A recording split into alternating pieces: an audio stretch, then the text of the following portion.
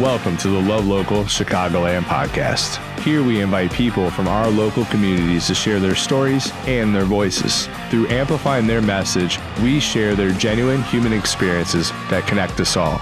Our goal is to make our communities more than just a place to live, but instead, a place to thrive.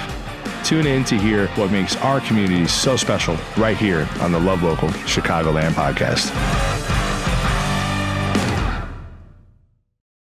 The Love Local Chicagoland Podcast is made possible with the generous support of our community partners.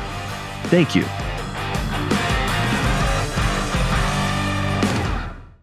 Hey, what's going on, friends? Welcome back to another episode of the Love Local Chicagoland Podcast, where we believe stories matter. And we're here today at Love Local Studio, where we are ready to amplify the voice of Tina Green. Today, my friends, I brought in a co-host and a person that is deeply passionate about helping nonprofits with housing. And he's a commercial realtor here in the Illinois area, in the Chicagoland area, Mr. Gary Stubits. Me and him are going to talk with Tina Green. Tina Green is with a nonprofit called Bridging Heart. They're bridging the gap of foster care with the hopes of being able to help youth age out of the foster care system with shelter and stability. My friends, the world is a tough place to be able to go. And many of us don't know the stories that truly are happening behind the scenes to be able to help people live their best lives, my friend. Adoption is close to my heart. Foster care is close to my heart. My dad was an orphan. So I'm going to come at this with a genuine heart and with curiosity to be able to help bring this story to life. Because, my friends, as Gary and I will help put together, Tina's story is one for the ages. She took her struggle that she had to experience with life from being part of the foster care system to going through sex trafficking and all those things to coming out of it.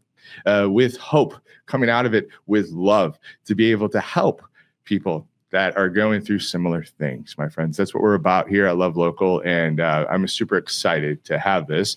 We're going to introduce you to Tina in a second, but I want to introduce you to Gary Stubits first with Brainstorm Properties. Gary, I'm looking forward to having this conversation with you, man. Hi, Jason. Thank you. Wonderful to be here. Tina's story is fantastic. I can't wait to hear more. Yeah, me too, man. And I really, you're here because of your heart. You're doing a lot of great things in the community to help nonprofits with housing. We know housing is a huge, huge issue within our communities here, pretty much throughout the country, but definitely here in the Chicagoland area. And you're doing some pretty good work, not only with supporting Tina, but other nonprofits as well, man. So keep doing what you're doing to help raise awareness that we need more housing. We need more affordable housing, so that we could help make sure people live better lives. But I'm super excited to have this conversation with you. Yes, Jason, definitely. Every nonprofit I've talked to has a housing issue. So what I'm working on is an initiative to help them help people and to relieve their issues that they have with housing, to make it easier for them that way. I love your heart, Gary. Thank you. It's important, and I have a feeling we'll probably have our own podcast on that someday. But we need to. Yes. But for today, let's dive into Tina's story with Bridging Heart. Tina, welcome to the show, my friend. It's an honor. Thank you, Jason, for having me. Congratulations on your new spot. Thank you, Gary, for being here. You're one of my favorite people. Yes, my name is Katina Green, but I prefer Tina, and I am the founder of Bridging Heart, where my goal is to provide housing and resources for kids aging out of foster care, ages 18 to 24. That's beautiful, Tina. And you built Bridging Heart. How long have you been operating now? I'm excited to say I'm going on my third year. I know it's not a lot, but I put in a lot of work, so I'm excited. It's going on 3 years old. Well, it's about starting, my friend. And it's starting and chiseling upwards, which, I think I've probably known you for about 2 or 3 years now, directly and indirectly. I think we met through, Gabby and AJ with the great things they're doing with National Hispanic Suicide Prevention Network. Then we connected from there. And I always knew that I wanted to interview you because your story, to me, I think is kind of why we built this studio. And a big piece of it. We think stories matter. And we think when people take their stories and are able to take that story and to be able to work through their struggle and now be able to overcome and to build something to help people that are going through those same struggles, we think that's really important. And we think that if we all did that, our world and our communities could be stronger places to be able to live. Tina, you do great things at Bridging Heart, and we'll dive into some more of those things as we go. But I know, I'm sure Gary's going to agree that your story is one for the ages. And I think it's something that people need to know. So can you tell us why you built Bridging Heart, but kind of come from like where your story is and how the processes you had to work through to get to where you're at? Yes. Actually, I started my organization because it is a personal story. I survived foster care and sex trafficking. I aged out at age 18, not because I was Black or I was bad. I simply turned the age of 18. So most 18-year-olds are graduating and partying and doing different things. I was struggling to find a place to stay. So once I aged out, I went back to the west side of Chicago because that's where I was from. And within 11 days of aging out of foster care, I was in sex trafficking. I was targeted because I believe I had a garbage bag over one shoulder and a baby on the other. And I just screamed distress. Anybody riding or walking down the street will see that I was going through something, right? And it just targeted me for sex trafficking. So within 11 days of exiting foster care, I was on a plane. They would take us to California, Miami, wherever they felt like they needed to take us at the time. So it's a very personal story of why I started Bridging Heart. So the goal for that is instead of kids aging out and going to the street, because to be honest, when we age out, we go to the shelters or YWCA, abandoned buildings, or if you're lucky, in my case, we call it couch surfing. And that's when you'll find parents that's nice enough to let you spend a night, right, with their, sleepover or whatever. And it's important to me to provide housing. So when they age out, I want them to be able to come stay with me. I provide them some additional housing, but also resources like job placement, education, medical, and things like that. Yeah, it's, I go to like when you take your struggle and you come back to do good, it shows your heart. Not everybody could do that because that's hard to get to go through those things and then to come out of it on the other side. I don't want to dive any deeper than you want to, but I would love for you to paint some pictures of what sex trafficking looks like and what you had to work through during that age. You said you had a kid too at that time, so explain to us a little bit more about that, please. So my son is now 33 years old and has a good job and his own family. But back then he was just a baby on my hip. I exited foster care. And so when you're walking the streets after aging out and you're trying to find someplace to stay, you'll meet a pimp and they'll give you everything that you're missing. He'll be like, oh, you need food, you need a place to stay, you need security, everything that you're missing, he'll offer you that. And so I was with him for like 4 or 5 days. And then on the 5th day, he took me to this hotel. It's still operational to this day. It's called the Shamrock. It's in Cicero, Illinois.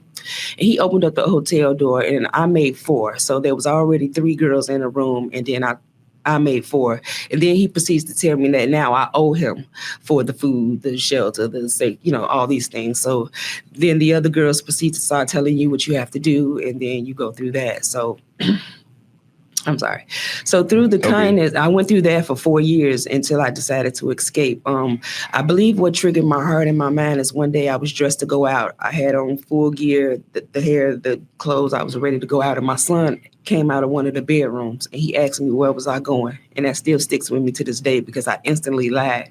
And I said, oh, mommy's going to a party, because I couldn't think of anything else to tell him other than I was going to a party, right? He caught me. So, but something clicked in my head that I needed to get out before I genuinely have to explain to him what we was going through. And as a mother and as a woman, you never want to have to sit your child down and say, oh, we're being trafficked. Like that conversation to me was never going to happen. And I still feel strongly about that today. So the other side of that was like, okay, how do I get out? So every night that I was forced to go out, I would just save a little money. And even that's dangerous because if they knew I kept $1, they would put me in a hospital, seriously. And they had put me in a hospital before for a mistake I had done, West Suburban Hospital. And I was in there for like 3 days for a mistake I'd done. So I know keeping money would get me hurt. So I would stash it on myself and stash it in the house when I got home. And just when I thought I had enough, I took my son and I ran. Now, I ran to the north side of Chicago because here's where it gets tricky. If you're from the west side of Chicago, and it's just the thing, I don't make the rules, but if you're living on the west side of Chicago, we don't go to the north side of Chicago, right? They leave that to a different kind of people. Or we don't go as a west sider to the south side of Chicago. That's a different crowd of people. They don't choose to come on our side of town as well. It's just a thing, right? And I knew the rules of the streets. So I ran to the north side of Chicago, and I met a man, and God bless his soul, because of studying him taking advantage of me. I told him what I was going through, and he gave me a place to stay. He owned a big building on Pratt. I'll never forget it. And it was like a big building with a bunch of apartments in it. And he let me stay in one of them long enough. But he did make it clear that I could stay there till he was able to rent it out. But that ended up turning into 5 months for me. So a lot of things change in 5 months, right? So after 5 months, I felt safe again, and I felt a little stable, right? So I turned to my son, and I asked him. That's when I had the feeling like there was more to me, like it's something else I needed to do, or I wanted to do, right? I just didn't feel like I was done. Strongly felt that way. So the first thing I needed to do was educate myself, because you go through the foster system and you don't stay in one foster home nor school long enough to get educated. So before you know it, you bounce till you bounce out. And that was my case. And I felt like no job or no one was going to take me serious, at least without a high school diploma. So I went back and got my GED, and then I went back and got my CDLs. And then I would get jobs like working at the DMV, driving school bus for U46. But I would often get fired because nobody accepted solicitation and prostitution on my background. So once I kept getting fired from the good jobs that I thought were going to make my life. Can I ask you a question Absolutely. on that? So that was like you had a record that showed that you Absolutely. I still were do to part this of day. prostitution because you had no other choice. It was survival at the time. Okay, keep going. I just want to make sure I understood and it. that's what hurt my feelings, because I felt like I worked hard to get those jobs. U46, you had to get your CDLs. I didn't go through no special programs. I did everything everybody else had to do to get their CDLs, just to get through the door, just to physically be driving a bus, just for my background to come back and say, oh, today we have to let you go. I was devastated. I cried in that office, the whole snot running from my nose, because what you guys are trying to fire me for, I had no control of. So I think companies need to be like, I see that you were only 18, 19. What was going on in your life, rather than saying, oh, you can't work here. Give me a chance, because I ended up leaving that company and working for the next company for 8 years. It was a gas station. Shout out to Speedway on Big Timber and McLean. It's still operational to this day. When U46 fired me, Speedway hired me, and I kept my head down and I worked at that gas station for 8 years. So sometimes people just need a chance. I didn't want no trouble. I just wanted a job. And that's why perspectives and stories matter, because, we go through life and there's some things when it comes to a job or anything, things are black and white. It's oh, you had this on here, and they're not interested always in your story. It's just looking at, hey, that was it. But if we understood people's stories, and if we took the time as leaders in the community, Gary, as a whole, to understand people's stories and where those stories originate from, and how and how we could get through them. My hope is that us as a society could be more curious and to ask more questions, because I can only imagine what that would feel like. Like you're sitting there, you're trying to make it. Like that's got to be tough. You're trying to get a job, you're trying to do whatever it takes, but you're getting kind of punched again, and you're getting punched because you were just trying to survive 4 or 5 years beforehand, and you had another choice. Nobody goes into sex trafficking to be willingly. At 18 years old. Yeah. Right? You don't do that. I wanted to be a regular teenager, but my life is completely different. Yeah. So what Gary, what questions do you have? What's sparked your mind? What I learned, that story? What I learned is that, when Tina talked about being fired for a background, I never thought about that she didn't have a choice. That was part of something that she was forced to do. And moving forward, that's in someone's past. And something that happened in the past, it doesn't reflect where someone's going in the future.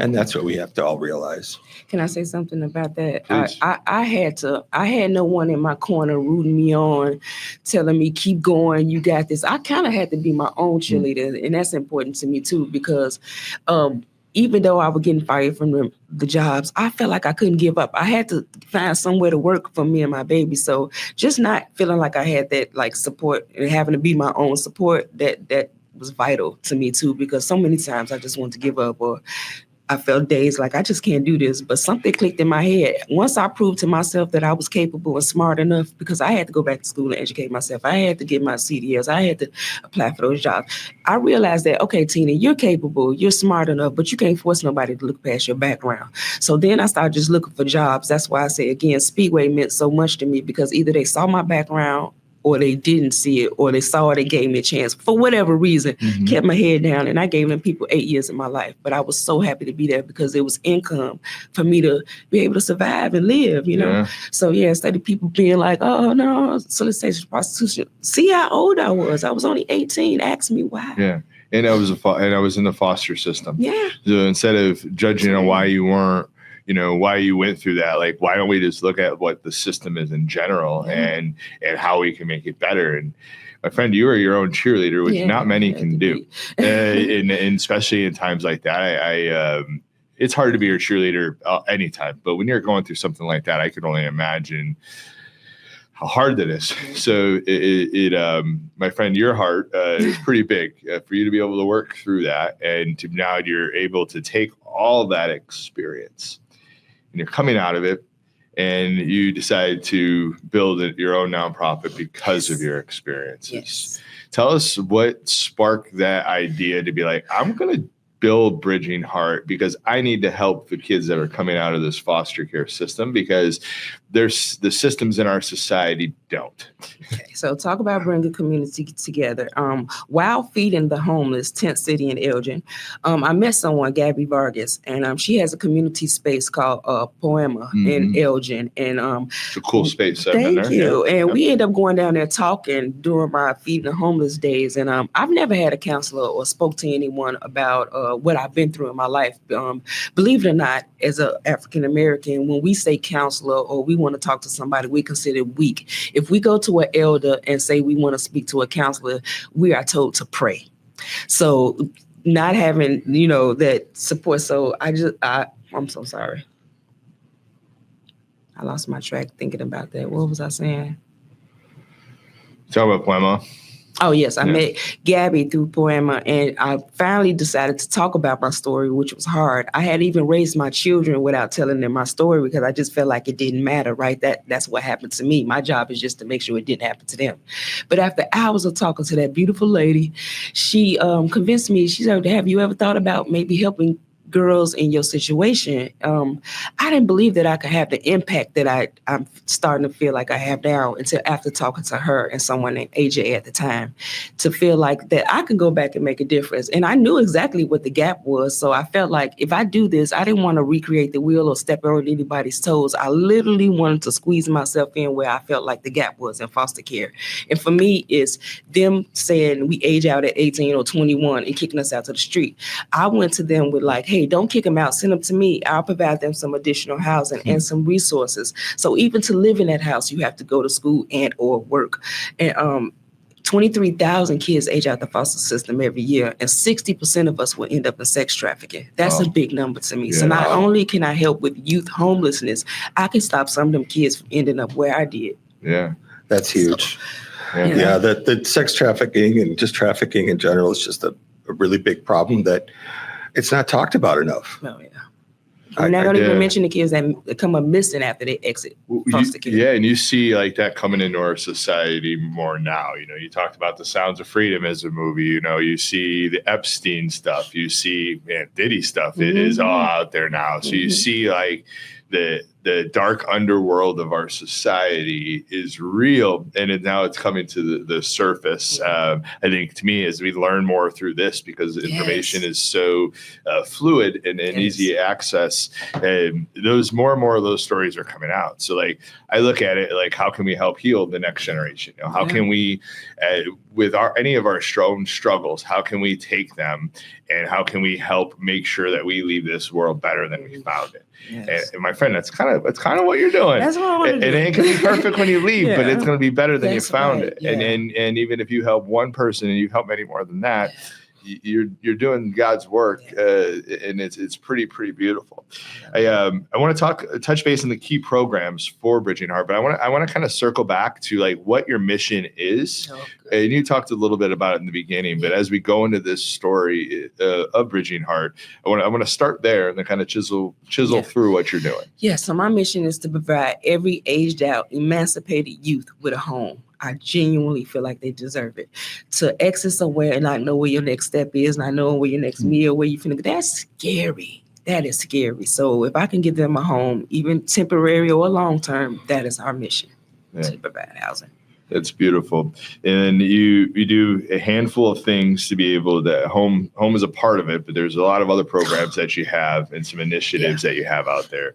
I think you mentioned about 5 different things. So let's start with like mental health. What kind of programs do you do with mental health? Okay. So often you're broken and damaged when you come out of foster care. Let's just say that. So statistically, if I have to put a number to it, 25% of youth aging out of foster care will need some form of mental health help.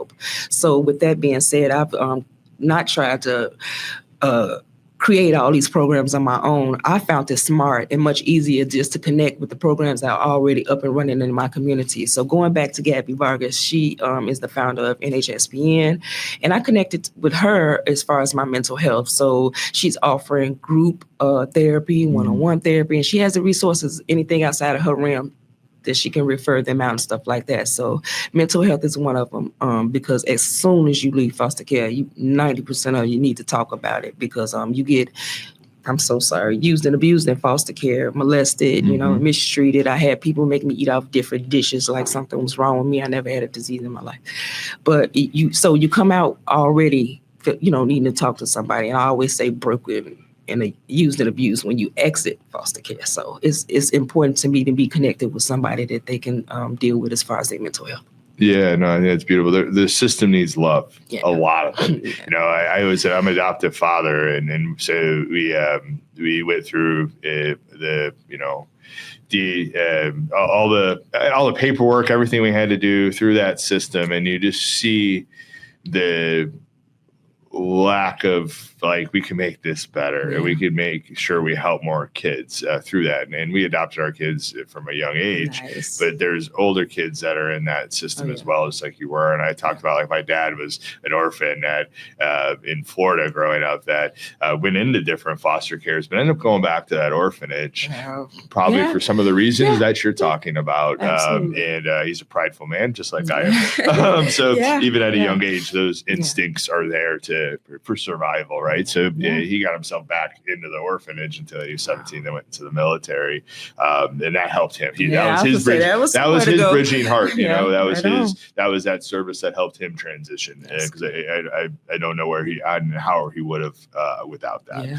So mental health is a big piece of it. I'm not going to ask through each one. Just talk about the initiatives that you have. I think there's 4 more that we talk about. So again, another one that's important to me is education. We come out uneducated again, like I told you in my story. I had to educate myself after exit of foster care. So whether it's getting these kids their GED, or whether they want to get a trade or a 4-year college degree, I've also connected myself with ECC College. One of my board members, Ian King, is from ECC College, and I'm very well connected within that. And I've already took kids on college tours and enrolled them at ECC College, and they're going to school there now. So just being able to get them back education-wise, because it's important that knowing that with a little education, high school diploma, you can move a little further in life. And I was one of those people that felt like I ain't even got a GED and nobody gonna want to deal with me. So it was important to just go back and get a little education. So some of them come out not even know I had to read and write. So I'm connecting with the pastors in my community and different people to start a basic reading and writing program. And I know that's sad, but again, they're not educated in the foster system. So they come out,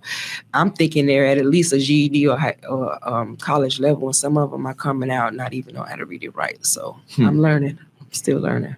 Yeah, it's beautiful. So your education, you're helping with job placement, the medical side of things. What does that look like? Yeah, so sometimes when we are in the foster system, unless you tell your foster parents something's wrong with you, a lot of times you don't see a doctor till a doctor see you. So it's important that as they exit and that we come out and just make sure they got a healthy start, right?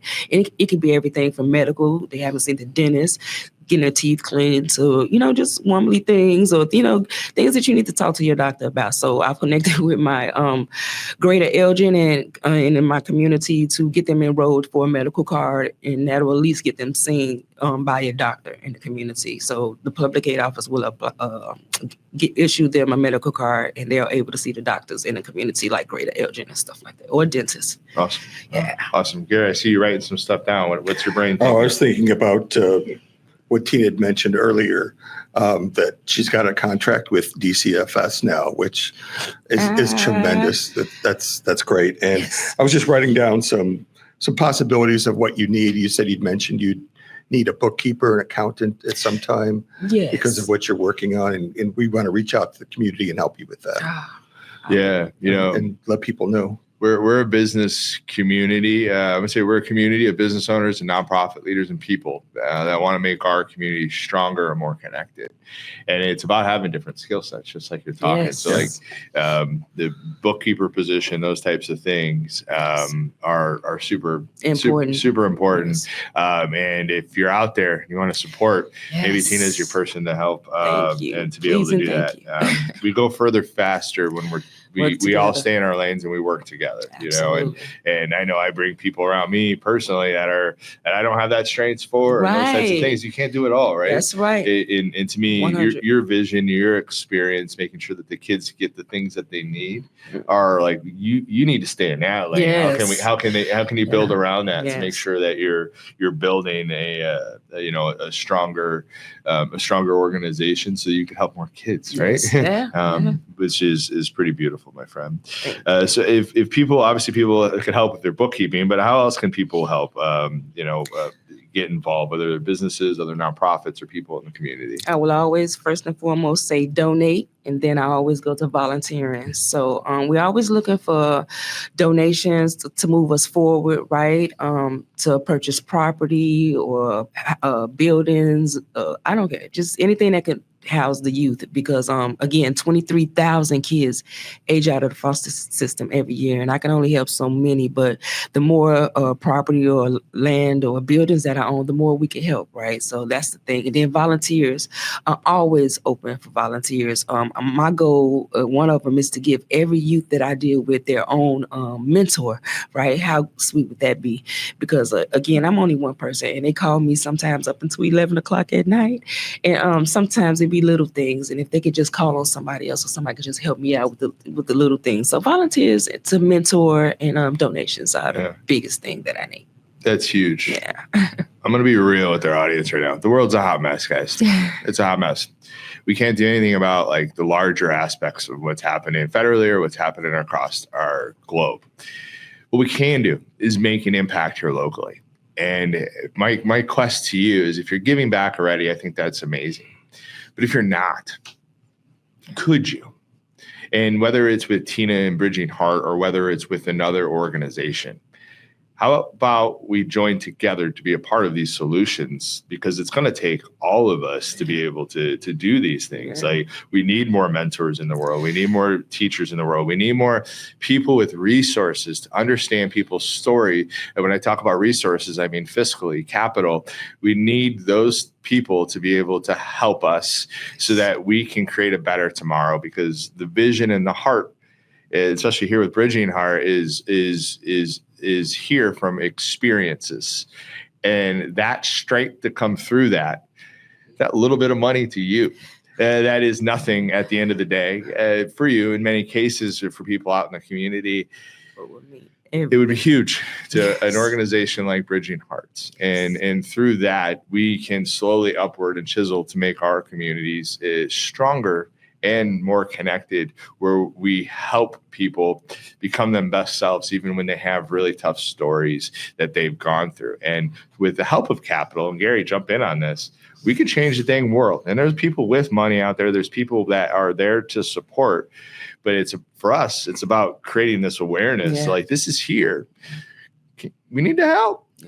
Yeah, this is a great way to do it too, by telling the story, so people know what Tina's doing and how they can help people just get on with their life after having a struggle for 18 years. Some of these kids, they really do need you.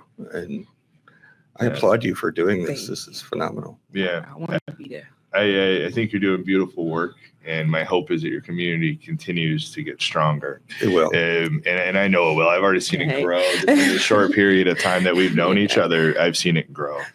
Big way how we grow is whether it's businesses or whether it's nonprofits. It's through community partnerships. Yes. So important. Can you describe the importance of community partnerships? You talked about Ian at ECC, but anything you want to talk about the importance of community partnerships and why you need them? Yes. Financially is one way of needing them, but just also connecting with like the managers and the CEOs and the decision makers of companies, because I deal with kids that are already at job ready age, right? So I need to be able to connect with my community to be able to get them a job, right? So just having that little insight, that's one thing for them to go fill out an application, but if you know that they're coming from Bridger Heart, that might give them like a leg in or something like that. So it's important to me to build relationships with the people in the community to help move the youth forward, even if it's for jobs or funding or anything like that. I believe in partnerships. So partnering with Gabby from NHHPN or ECC College, those are vital to me because in order to get the kid in school, I need those partnerships. Yeah, partnerships are key. And I'm an entrepreneur. I like to build things right now. It's real estate and it's this media company with the help of some pretty amazing people behind the scenes. But partnerships are key. Yes. And what I've learned through partnerships and what I've learned through the community coming together through those partnerships is when we could take our communities, take our community from Bridging Heart, take our community from Love Local, take our community from Brainstorm Properties, take our community from National Hispanic Suicide Prevention, take our community from Giving Group that we have. When we support one another's communities and in partnerships, even if it's just time or resources, and then those communities come back and they help us, all of a sudden our community just got so much bigger. And I'm obsessed with this African proverb that's over the last few weeks as we go through this time in history that says, if you want to go fast, you go alone. But if you want to go far, we go together. Like so my friends, to my opinion is get in part of a community. We are all made to belong, and we all want a better tomorrow. So by getting and being a part of a community and joining in other communities that are a part of that, of that grander scheme of communities, all of a sudden you have a networking community yourself that can help shape our communities. And my friends, that's important. It is really, really important because I don't know about you, but through this thing, we just learned that the world is really transparent. The 20th century showed us that the world's really a hot mess. We kind of knew it before, but it's up in our face now. This, how we get the news on this thing is who knows how it's going to impact us long term. But now we know that it's a hot mess. Now that we know we have neighbors that have gone through sex trafficking or any other thing that's gone through. So what are we going to do to fix it?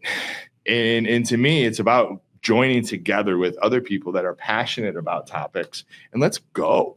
What are we waiting for? Because the slower we go, or the fact that we don't go, we're not going to help the kids that need that help. Yeah. And if we don't double down on making sure that our next generation is taken care of right now in this time in history, we're really going to do a detriment to our world and to our local communities, for our kids and for our grandkids. So to come together in community, to join in the partnership, those types of things, we could bring more awareness to the things that are truly happening in our communities.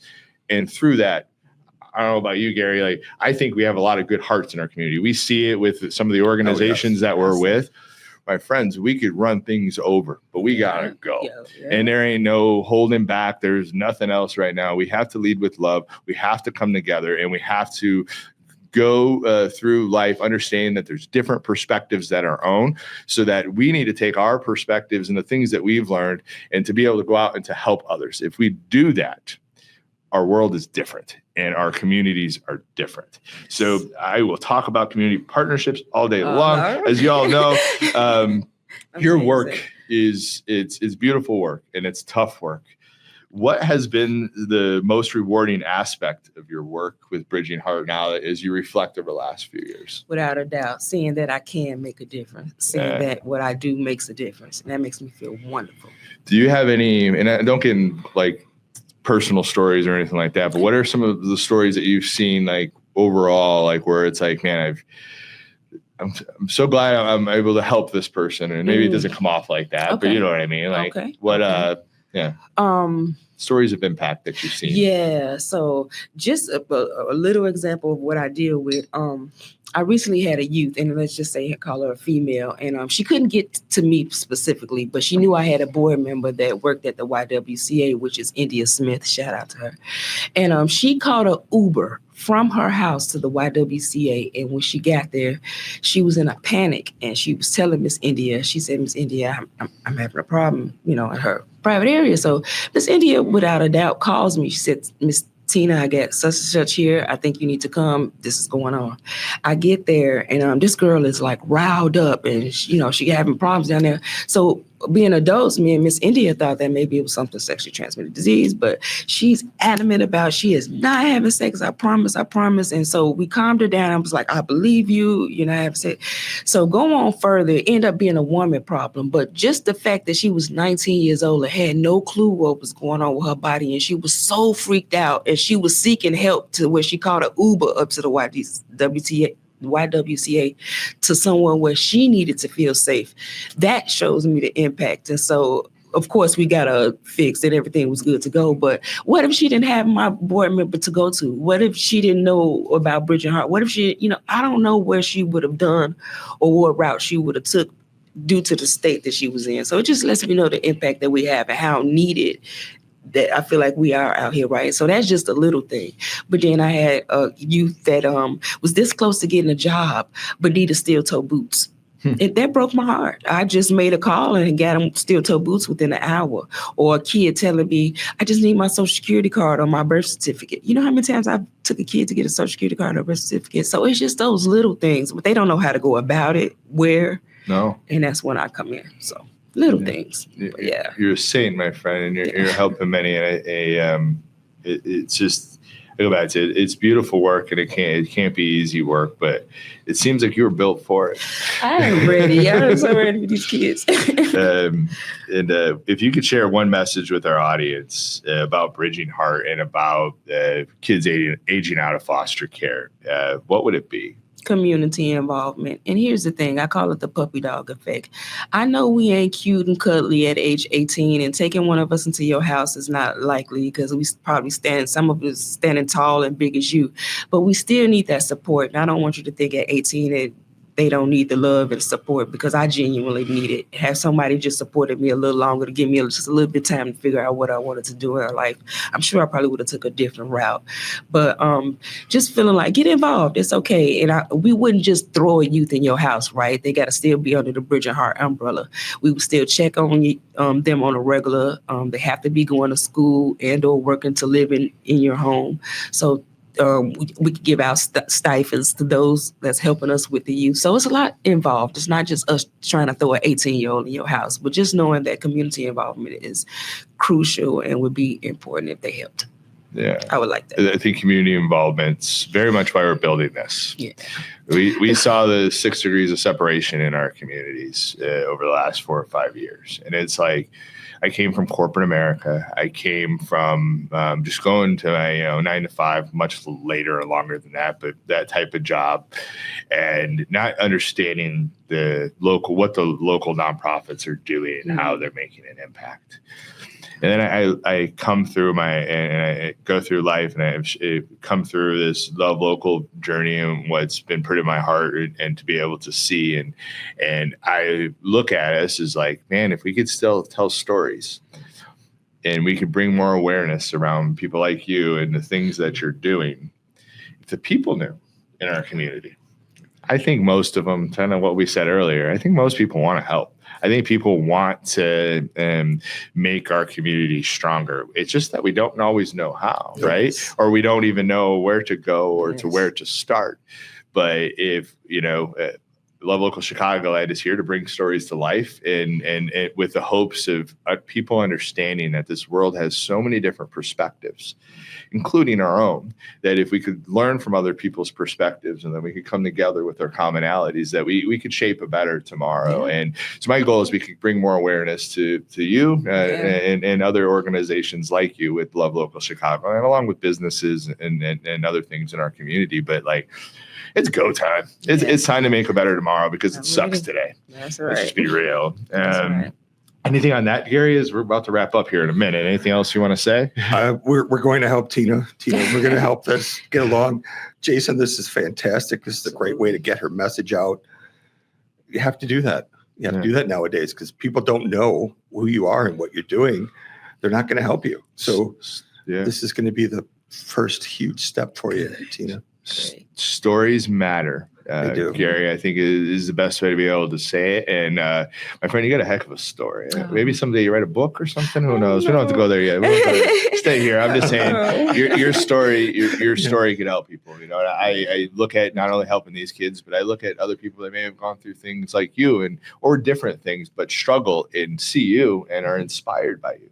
You probably don't see that on a day-to-day basis because you're in the trenches. It's not easy in the trenches, but each of us has that in us if we allow it to come out. Exactly. And so whether you know it or not, I think you're inspiring people. Thank you. I was just going to say, with that being said, it's like it was a part of me in a time in my life where I was like, I had every right to hate God, hate men, hate the world. Like, I could be angry and I could be that person, right? But for some reason, God just keep telling me help. That's all I kept saying, help. And I don't have any anger in my heart, and I feel like I want to help, so I don't want to waste that. Like, instead of being angry and mad at the world, I can fix it, right? So that's where I'm at. It's like, I don't want to be angry. I don't want to hate everybody. I don't know the secret to life, but what I have learned through my own journey, it sounds like you've learned the same thing, is sometimes God puts us through the ringer. To make us learn things that he needs us to do later, do his work later on in life. And it sounds like it's kind of where we're at with you, you know? And I go back to, if we all did that, if we all dug in, and it's not easy, if we all did that, our worlds can and our communities could be stronger, they could be more vibrant, and we could go further faster to make sure that our kids are taken care of and our grandkids are taken care of. My friends, generations come and generations go. People are not going to remember our generations just like we do not remember the past generations.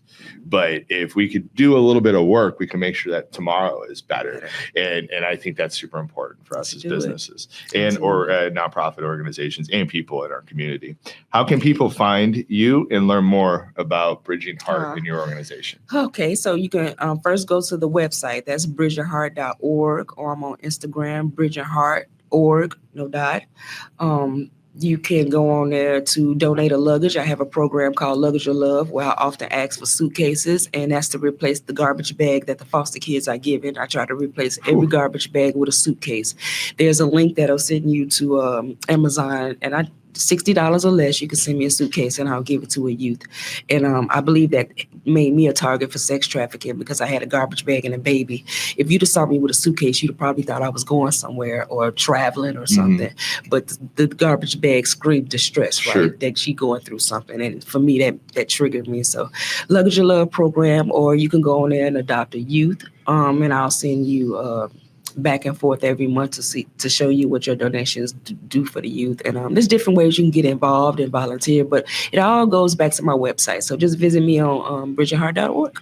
Visionheart.org, and like if somebody wants to get to know you personally through that because they want to help or want to get to know you, like they could do that through that site too, right? They can sign up, reach out to me. Absolutely. Get to know each other, right? So that's from working with you, I know that's important for you too. And my personal number's there. I often meet people through there, and the next step is coffee or lunch or something like that. So reach out to me.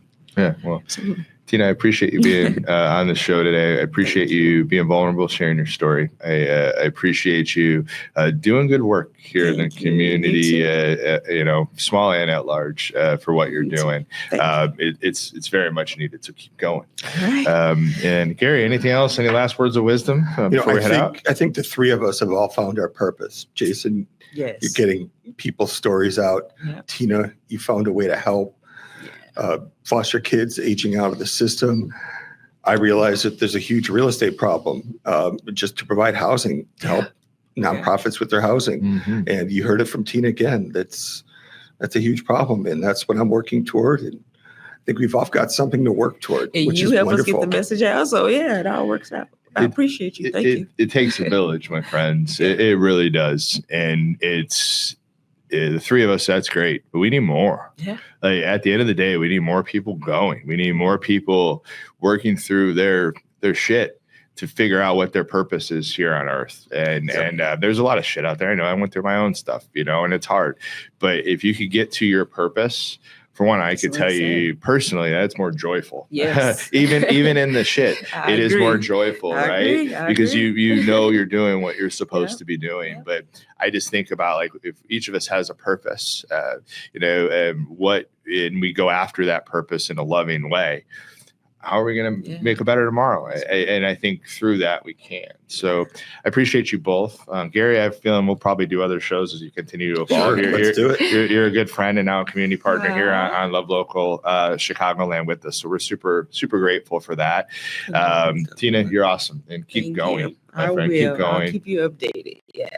I love you, Tina. Oh, I love you back. Thank you, Gary. Beautiful. We'll do hugs later. Right? I know, Hugs right? later. My friends, stories matter.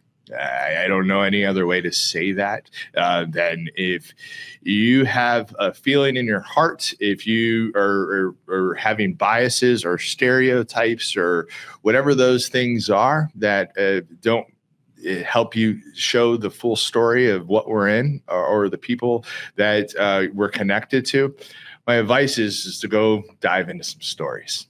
People's stories matter. The things that they overcome and what they do to be able to take their struggles to help curate something better in this world. Man, if we all could just go that way, we could make tomorrow better. And the world's a hot mess. We need to change it. We have no other choice but then to put a boots on the ground approach to making our communities a better place. And we can only do what's right in front of us. So in our local communities, in my opinion, so start. If you're giving back, amazing. If you're not giving back, look in, figure out why, and then go. Our world is stronger when we're connected and when we want to help each other grow and prosper. If you're looking to be able to help Bridging Heart, she told you to go visit their website, connect with them. If you're looking to figure out the housing issue and you want to talk to a top-end commercial realtor, give Gary a call and reach out. You can reach out to me for his number if you're interested. My friends, we're stronger together as community members, and it's time we start acting like it. I don't care what side of the tables you're on. It's about the stories that are in our community that matter. Listen to those stories, put the boots on the ground, and let's go because tomorrow needs it. I appreciate you, my friends. Let me lead with love through this by helping sharing stories. Gary, thank you. Tina, thank you. My friends, peace, support local, love local, and we're stronger together. Peace.